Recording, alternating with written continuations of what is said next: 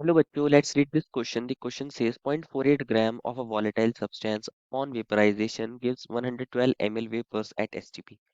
Ratio of rate of diffusion of vapors of volatile substance to H2 gas is assume vapor is ideal. बच्चों इस question में बोला गया है कि 0.48 ग्राम कोई volatile substance है और उसका वेपराइजेशन करते हैं तो 112 ml ऑफ वेपर्स मिलते हैं एसटीपी पर। पूछा गया है कि रेशियो क्या होगा अगर रेट ऑफ डिफ्यूजन हम निकालें वेपर्स का और रेट ऑफ डिफ्यूजन हम H2 का निकालें तो उसका रेशियो क्या होगा। तो फर्स्ट ऑफ ऑल बात करते हैं इस क्वेश्चन में की कॉन्सेप्ट के बारे में। किसके बारे में बच्चों? की कॉन्सेप्ट के बारे में। और की कॉन्सेप्ट क्या होगा बच्चों? रेट ऑफ डिफ्यूजन तो जो होता है बच्चों, रेट ऑफ डिफ्यूजन जो होता है वो इनवर्सली प्रोपोर्शनल होता है किसके बच्चों?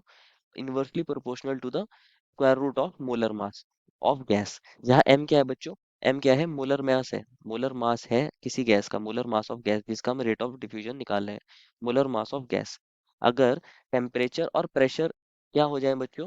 कांस्टेंट हो जाए, जैसे एसटीपी ले रखा है, एसटीपी ले रखा है एट एसटीपी। आप जानते हो बच्चों रेट ऑफ डिफ्यूजन का जो एग्जैक्ट फॉर्मूला होता है वो क्या होता है? अगर हम रेट ऑफ डिफ्यूजन के जो फॉर्मूले की बात करें, बेसिकली रेट ऑफ डिफ्यूजन का जो फॉर्मूला होता है, rate of diffusion. Rate of diffusion किस किस चीज पर डिपेंड करती है? रेट ऑफ डिफ्यूजन जो होती है बच्चों ये प्रेशर पर डिपेंड करती है डायरेक्टली। इसका फॉर्मूला होता है P into N A into A into A upon 2 pi M R T. 2 pi M R T इसका फॉर्मूला ये होता है। तो ये फॉर्मूला होता है बेसिकली, जहाँ पी क्या होता है? पी होता है प्रेशर, एन ए होता है एवोगैड्रो नंबर, ए होता है area of cross section, M होता है मोलर मास, आर होता है गैस कांस्टेंट और टी होता है टेम्परेचर। अगर हम बात करें दो गैसेस के लिए, अगर हम दो गैसेस के लिए रेशियो निकालें और हमने जैसे एसटीपी कर रहे हैं तो टेम्परेचर और क्या हो गया बच्चों? प्रेशर कांस्टेंट हो गया।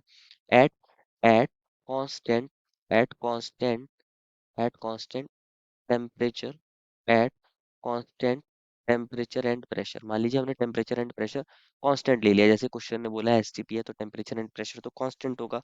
अगर हम बात करें, मान लीजिए हम रेट ऑफ डिफ्यूजन लिखना चाहें, रेट ऑफ डिफ्यूजन हम वेपर्स के लिए लिख रहे हैं, मान लीजिए हम रेट ऑफ डिफ्यूजन वेपर्स के लिए लिख रहे हैं, ऑफ वेपर्स मान लीजिए इसको हम डिनोट कर रहे हैं ऑफ वेपर्स को, किससे बच्चों? इसको R1 से डिनोट कर रहे हैं। तो इसके लिए क्या बन जाएगा? P, क्योंकि P into N A area of cross section, Avogadro number, pressure की वॉल्यूम को, प्रेशर की जो वैल्यू है बच्चों ये सेम रहेंगी, अपॉन 2 भी कांस्टेंट है, पाई भी कांस्टेंट है। इसका मोलर मास हम मान लेते हैं वेपर्स का क्या है? M1 है। और आर क्या है बच्चों? गैस कांस्टेंट है, ये भी सेम। टी क्या है? ये भी सेम एसटीपी पर है बच्चों। तो क्या होगा? इसके लिए हमने ये फॉर्मूला लिख दिया। मान लीजिए rate of diffusion, rate of diffusion हम H2 के लिए लिखना चाहें, rate of diffusion of H two gas के लिए लिखना चाहें, इसके लिए क्या लिखे? R2 से डिनोट कर रहे हैं मान लीजिए इसको। तो pressure, Avogadro number, area of cross section जो होता है जहाँ डिफ्यूजन होता है वो सब सेम है, कांस्टेंट है, 2 पाई भी कांस्टेंट है, M2 अब इंटू आर इंटू टी। ये M2 क्या है? मोलर मास है किसका बच्चों? H2 का। तो ये बन जाएगा फॉर्मूला, इनको डिवाइड कर दीजिए। तो अगर हम रेशियो लेना चाहें R1 को डिवाइड करना चाहें बच्चों किससे?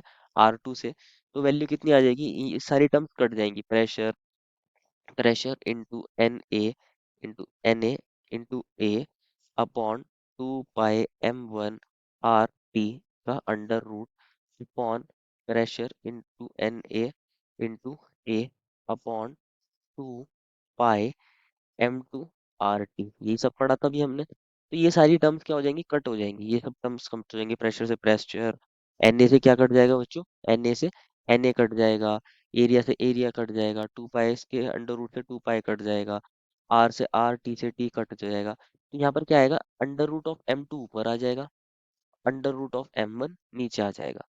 तो हम ऐसा बोल सकते हैं जो रेशियो होगा वो किसके इनवर्सली प्रोपोर्शनल था? Square root of molar mass के, जो हमने पीछे फॉर्मूला बताया। और ये हमारा क्या आ गया है? रेशियो का ये आ गया है। अगर हमें R1 R2 निकालना है बेसिकली, अगर हमें रेशियो निकालना है R1/R2 निकालना है, तो हमें क्या निकालना पड़ेगा? इनका मोलर मास निकालना पड़ेगा और वो होगा ratio under root of M2/M1। हम ऐसा बोल सकते हैं, हम ऐसा बिल्कुल बोल सकते हैं। तो हमें मोलर मास ऑफ H2 तो पता ही होता है। अब मोलर मास ऑफ क्या निकालना है हमें? मोलर मास ऑफ वेपर्स निकालना है। अब आपको ये पता है, अगर हम वेपर्स की बात करें अगर हम वेपर्स की बात करें तो वेपर्स का जो वेट गिवन है, वेट जो गिवन है वो कितना गिवन है बच्चों, इसको अगर हम डब्ल्यू से रिप्रेजेंट करें तो ये कितना गिवन है बच्चों, 0.48 ग्राम गिवन है, 0.48 ग्राम। जब वेपराइजेशन हो गया है, जो वॉल्यूम है जिसको हम वी से डिनोट कर सकते हैं, ये जो वॉल्यूम है ये किसके इक्वल है बच्चों, ये किसके इक्वल है, ये किसके इक्वल हो जाएगी, 112 ml। इसको आप किस में कन्वर्ट कर सकते हो बच्चों, लीटर में। 112 को अगर आप 1000 से डिवाइड करोगे तो ये 0.0112 लीटर बन जाएगा, 0.112 लीटर बन जाएगा। ये हमें पता चल गया। मोलर मास हमें पता नहीं, वेपर का मोलर मास जो है बच्चों वेपर का, अगर हम कहें मोलर मास ऑफ वेपर, वो हमें पता नहीं, लेकिन हमने उसको किससे डिनोट करा है, M1 से। अगर हम बात करें molar mass of M molar mass of vapour, molar mass of vapour, उसको हमने M1 से डिनोट करा है, वो क्वेश्चन मार्क है। आपको पता है एसटीपी पर, एट एसटीपी टेम्परेचर हम कितना लेते हैं बच्चों, 273.15 केल्विन। और प्रेशर कितना होता है बच्चों, यहाँ पर प्रेशर ले लेते हैं 1 एटमॉस्फेयर। तो ठीक है, बोला है क्वेश्चन ने वेपर्स को आप क्या एज्यूम करिए, आइडियल एज्यूम करिए। अगर आइडियल एज्यूम करते हैं तो आइडियल गैस इक्वेशन लगा सकते हैं ऑन वेपर्स। वेपर्स के ऊपर हम क्या लगा सकते हैं, ideal gas equation, PV is equals to NRT, pressure vapour को हम आइडियल एज्यूम कर रहे हैं, क्या एज्यूम कर रहे हैं, आइडियल। तो इसके ऊपर आइडियल इक्वेशन लगा रहे हैं, ideal gas equation PV equals to NRT. N क्या होता है, नंबर ऑफ मोल्स। पी की जगह पी लिखिए, वी की जगह वी लिखिए। नंबर ऑफ मोल्स कैसे निकलते हैं, given weight upon molar weight, W upon M1 into R into T. अब यहाँ से हम M1 निकाल सकते हैं, M1 क्या फॉर्मूला क्या बन जाएगा, WRT ऑन पीवी, बिल्कुल ये बन जाएगा।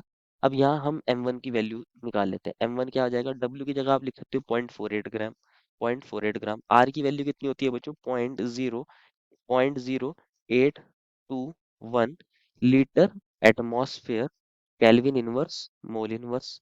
टेम्परेचर कितना है बच्चों, 273.15 केल्विन। प्रेशर कितना है बच्चों, डिवाइड कर रहे हैं प्रेशर से, प्रेशर 1 एटमॉस्फेयर है। और वॉल्यूम 0.112 लीटर है, बिल्कुल ये वाली बात हमने अभी देखी थी। अगर आप देखोगे बच्चों यहाँ लीटर से लीटर कट हो जाएगा, एटमॉस्फेयर से एटमॉस्फेयर, केल्विन इनवर्स से केल्विन, ग्राम पर मोल में आंसर आ जाएगा, मोलर में आ जाएगा। अगर यहाँ आप देखोगे बच्चों, आप यहाँ से पॉइंट हटाओगे तो नीचे कितने जीरो आएंगे, 1 2 3 4। यहाँ से पॉइंट हटाओगे तो यहाँ 3 जीरो आएंगे बेसिकली, यहाँ 3 जीरो आएंगे, 3 जीरो से ये 3 कट हो जाएंगे जीरो, और बाकी टर्म्स को आप न्यूमरेटर में जो है मल्टीप्लाई करोगे और 112 से डिवाइड करोगे तो कितनी आती है इसकी वैल्यू, इसकी वैल्यू आती है 96 ग्राम पर मोल। कितनी आती है बच्चों, 96 ग्राम पर मोल। और जो मोलर मास ऑफ हाइड्रोजन है जिसको हमने M2 से डिनोट करा था, मोलर मास ऑफ हाइड्रोजन जो है बच्चों जिसको हमने M2 से डिनोट करा था, M2, वो कितना होता है, वो होता है हमारे पास 2 ग्राम पर मोल, 2 ग्राम पर मोल। ये H2 का मोलर मास है। तो बस रेशियो निकल गया। अब रेशियो क्या था बच्चों, हमने देखा था R1/R2 किसके इक्वल आया था बच्चों, अंडर रूट ऑफ M2/M1, यही आया था। अंडर रूट ऑफ M2 की जगह आप क्या लिख सकते हो, 2 ग्राम पर मोल, 2 ग्राम पर मोल। और M1 की जगह क्या लिख सकते हो, 96 ग्राम पर मोल। ग्राम पर मोल से ग्राम पर मोल कट हो जाएगा। रेशियो निकाल रहे हैं, रेशियो तो यूनिट लेस क्वांटिटी होती है बच्चों। तो 2/96 आ जाएगा, 1/48 का अंडर रूट।